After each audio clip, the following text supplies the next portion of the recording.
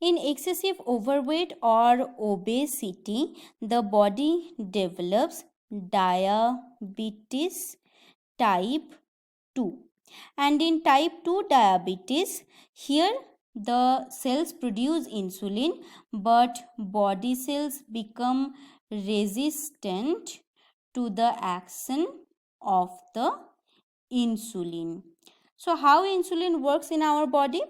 We know that pancreas, it produces the insulin that helps to lower the blood glucose level, and insulin does this by transporting the glucose into the muscle and liver.